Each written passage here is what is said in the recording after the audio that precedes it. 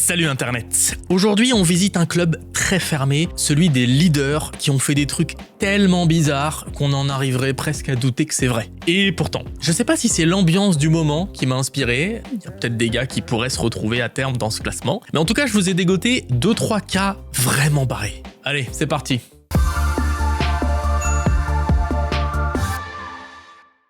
Ce gars, qui n'a pas l'air inquiet du tout, c'est le roi de France, Charles VI. Alors, c'est normal s'il a l'air un petit peu stressé, il faut le comprendre. Il est en train de se faire couronner et il n'a que 11 ans. Encore une fois, qu'est-ce qu'on faisait à 11 ans? On dessinait des cartes Yu-Gi-Oh! Parce que ça n'existait pas encore en vrai, parce que je suis très vieux.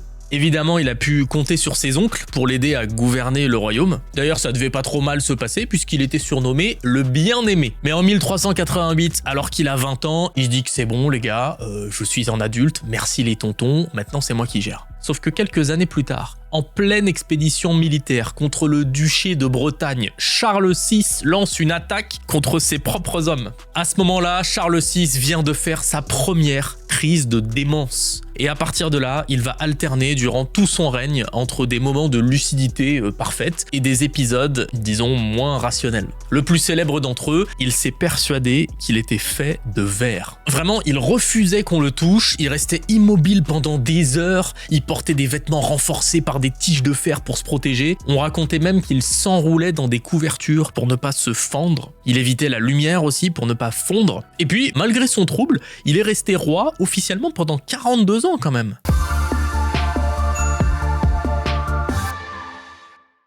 Pour ceux qui sont un peu familiers avec ce thème, vous saviez que j'allais en parler, parce que oui, Néron est souvent cité comme un dirigeant complètement taré. Empereur ultra controversé, accusé d'avoir fait tuer sa mère, Agrippine, d'avoir exécuté sa femme, Octavie, ou encore d'avoir joué de la lyre en observant l'incendie de Rome en 64. Vous savez, c'est l'ancêtre du mème de la petite fille là, qui regarde sa maison brûler. Entre les faits réels, les anecdotes extrapolées et les histoires franchement exagérées, évidemment la vérité se trouve probablement au milieu de tout ça. Mais parmi les anecdotes moins connues à son sujet et qui pourtant expliquent bien la nature du personnage, Tacite et Suétone, ces deux auteurs, racontent que Néron aimait beaucoup chanter. Vraiment beaucoup, au point de forcer les gens à l'écouter, au point de mettre des gros tunnels aux gens puisqu'il donnait des spectacles à durée illimitée. En gros, il obligeait tout simplement son public à rester des heures entières à l'écouter dans un bâtiment fermé à clé de l'extérieur. C'est à tel point que certains spectateurs auraient fait semblant de s'évanouir pour être évacués. Je critique, mais j'aurais certainement fait pareil. D'imaginer un petit peu un empereur chanteur qui séquestre son propre public. La passion du spectacle, du chant, de la musique, des otages, de quoi passer une bonne soirée finalement.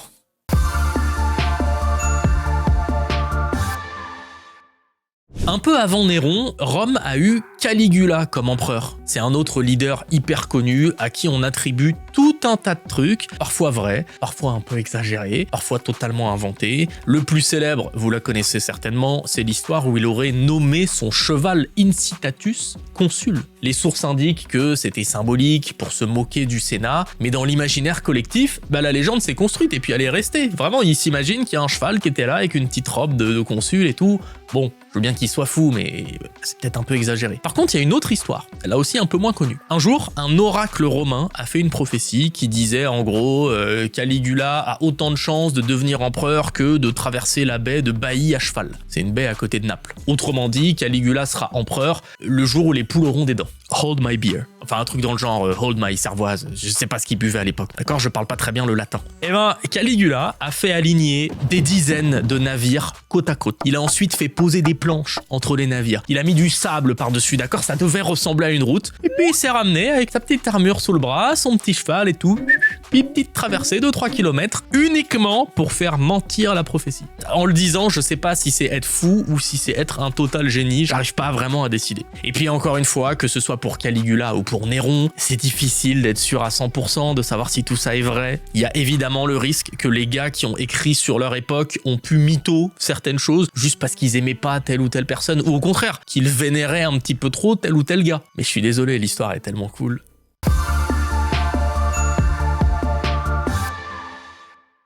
On est en 1920 et la France vient de choisir un nouveau président, Paul Deschanel.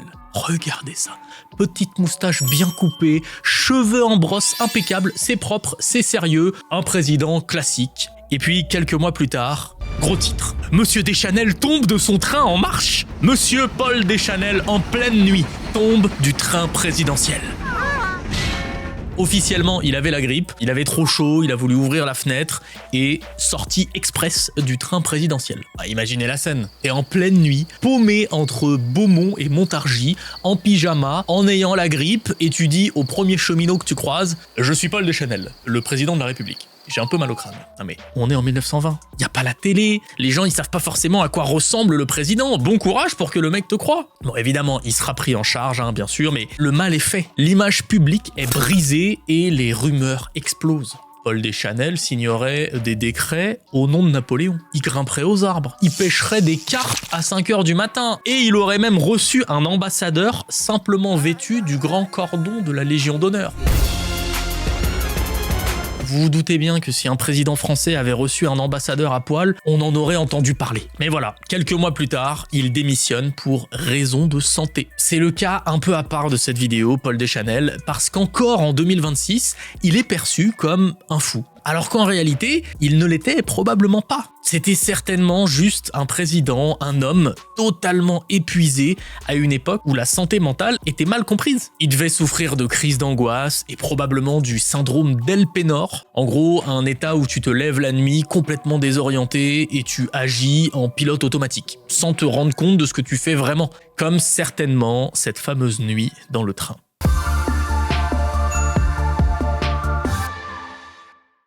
Sapar Murat Ataïevitch Niyazov. Ça m'avait pas manqué les noms hyper compliqués à dire. Bon, Sapar Murat, ça part mal. Oh, ce jeu de mots. Sapar Murat, c'est un de nos contemporains. Il est mort en 2006 et c'est lui que j'ai choisi quand je me suis dit qu'il fallait quand même que je cite un dictateur un peu barré dans l'histoire pour cette vidéo. J'allais pas vous parler que de mecs de l'Antiquité, ok? Et puis lui, vous allez voir, je trouve qu'il coche à peu près toutes les cases. Déjà, quand l'URSS éclate, il devient le boss de son pays, le Turkménistan. Il est élu avec 99,5% des voix. Ça commence mal. En 1993, il change carrément son nom. Maintenant, il faut se référer à lui en Turkmenbash, ce qui veut dire père des Turkmènes. Et vous le sentez monter un petit peu le culte de la personnalité? Ah non mais le mec a complètement vrillé au fil des années. Déjà en 1999, il devient président à vie. Parce que flemme de faire de nouvelles élections au bout d'un moment. Ensuite, il donne son nom à tout. Par exemple, en 2002, il passe une loi qui renomme les mois de l'année. Janvier devient Turkmenbash, comme son nouveau nom. Septembre devient Runama, c'est le nom de son livre. Et avril prend le nom de Gourban Soltan, c'est le nom de sa maman. Sa maman qu'il met aussi à l'honneur avec une statue, par exemple, présente ici. Et puis, comme ça suffisait pas, il a changé le mot pour dire pain par le nom de sa mère. Au Turkménistan, à table, c'était plus « Tu peux me passer le pain, s'il te plaît ?» C'était « Tu peux me passer la mère du père des Turkmènes, s'il te plaît ?» Non, je voudrais mettre un peu de Nutella dessus. Le gars était un dieu, d'accord? Il a mis sa tête sur tous les billets de banque. Pas juste une valeur, tous les billets de banque. Il a mis sa tête dans toutes les rues principales. Il a mis son nom sur des tonnes de bâtiments, et même sur une météorite. Il y a des statues de lui absolument partout. Il a dit que son livre était aussi important qu'un livre religieux. Je pourrais continuer des heures. Il a fini par mourir en 2006 et ses successeurs ont eu pas mal de boulot pour revenir en arrière sur plein de lois. Je sais pas ce que vous en pensez, je trouve qu'il avait sa place ici.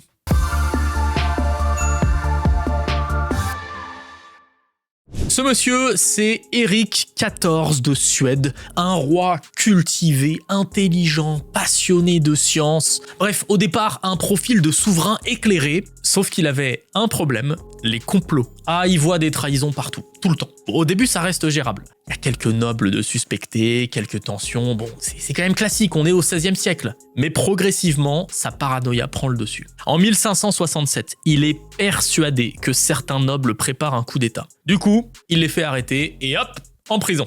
Parmi eux, Niels Sture, un noble issu d'une des familles les plus puissantes du royaume. Et là, le roi craque. Il descend en personne dans les cellules et poignarde Niels.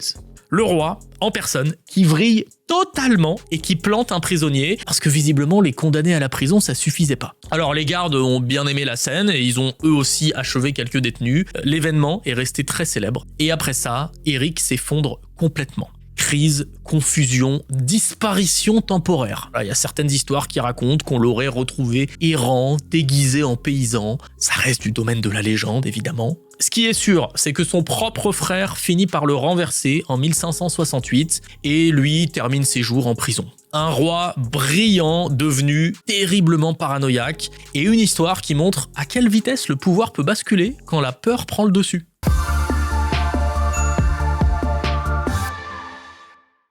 Si je vous montre ça, ou encore ça, vous pensez forcément à... Eh oui, bien sûr, Louis II, roi de Bavière. Non, bien joué, franchement, vous m'épatez. Louis, c'était un roi rêveur. Il adorait l'opéra et le fait de construire des châteaux comme lui, ou encore lui.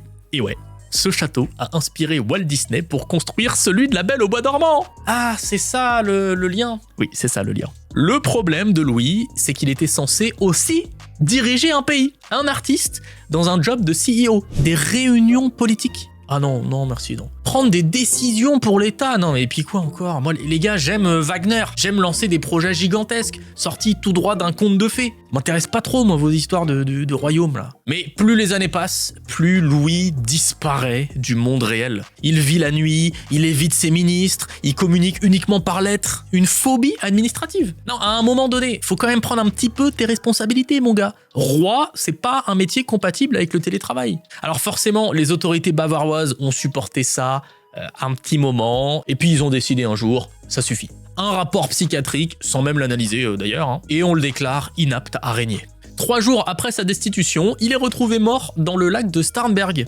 avec son psychiatre. Officiellement, il a mis fin à ses jours par noyade, et son psychiatre aussi, visiblement, avait la même envie, je sais pas. C'est louche, on est d'accord? On n'a pas retrouvé d'eau dans ses poumons, par exemple. Pour une noyade, ouais, c'est compliqué. Et aujourd'hui, si vous vous rendez à ce lac, justement, vous pourrez tomber sur cette croix qui commémore l'endroit où on a retrouvé Louis II. Finalement, un roi rêveur devenu légende, ou alors un leader complètement déconnecté de la réalité.